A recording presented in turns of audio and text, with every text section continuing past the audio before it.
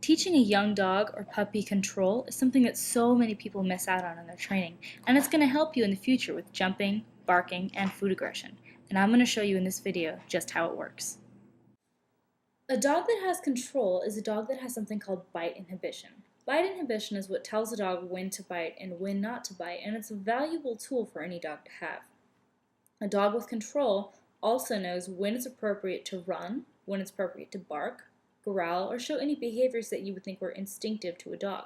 Behaviors that we didn't teach, behaviors that the dog knows already. It's hardwired to know these things.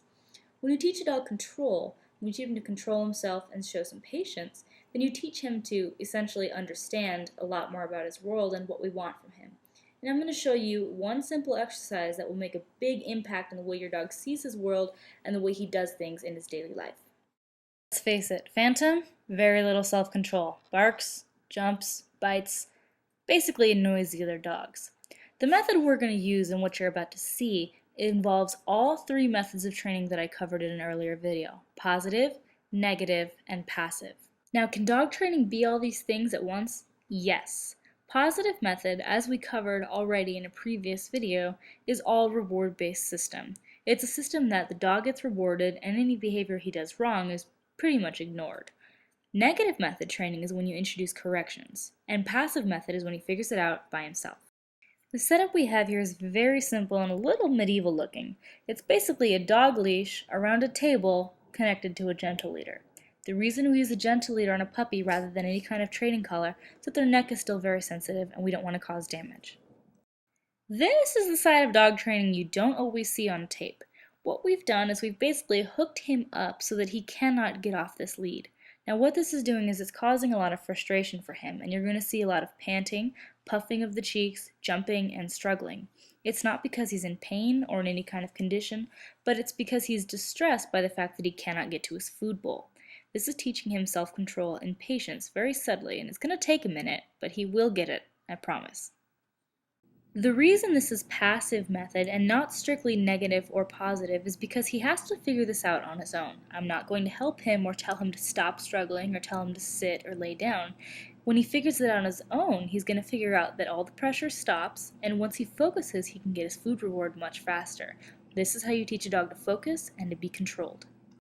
The reason you're not going to see this method in commercial dog training places is because it doesn't look very comfortable, and something that looks distressing doesn't sell. What you're seeing is 100% dog psychology. I'm not necessarily training him, he's learning by himself, and that's what makes it a passive method.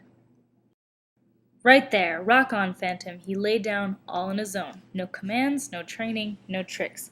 That was all him, and he will get his food reward for it. Now what you're going to notice from this point on is that he's no longer really struggling. Now he's thinking. You can tell when a German Shepherd is thinking by just looking at his face. Compared to his struggling, much better. Normally I'd recommend doing this with only one dog. Having this other dog here doesn't make it any easier for him, but it is a better challenge, so I'm not going to take the dogs out of the room just yet. Now it's kind of funny what happens here. I lay all the treats out as a really big distraction, and he makes a move for him, but he doesn't eat any of them. Now why did that happen? That was bite inhibition. That means he went for the treats and he knows I didn't want him to take him. So all he did was kind of sniff around at him, and then he looked up at me and didn't know what to do, and I kind of pulled the gentle leader back slowly so he couldn't actually get the treats. But as you can see, this method works. So that's great, it works, but what does it mean to you? Well, if you have a dog that you don't want to chase kids, cars, you want to stop barking on command, not eat the company when they come over, not chase other dogs, not bite people, not be aggressive, this is why you would teach this method. This teaches your dog control. Another thing this is going to do is it's going to teach him that not all things on the ground are necessarily his. This is useful if, say, you drop something from the kitchen counter, perhaps a chocolate cupcake muffin of goodness and delight, and most dogs would lunge for this, and then you have a dog that just swallowed a chocolatey thing, whatever I just said before. So if you don't want that to happen, teaching your dog this kind of skill is a great method. There's tons of ways to teach your dog self-control. Making him lay down and perhaps fall asleep while you watch TV is an excellent way. That great thing we covered earlier, kennel training, that's good. It'll teach your dog to lay in a confined space, not struggle or freak out. And there's always teaching them to go and lay in their bed on command when company's over, even with distractions like other dogs and new people coming into the house. It teaches them to control their excitement and wait for your word to go. There are tons of ways. Literally, the sky is the limit when training a dog. And when you're training him to have something like self-control, you really want to exhaust all your options. Another great way for self-control, the door. It's an amazing tool because it is the gateway to freedom as far as your dog is concerned.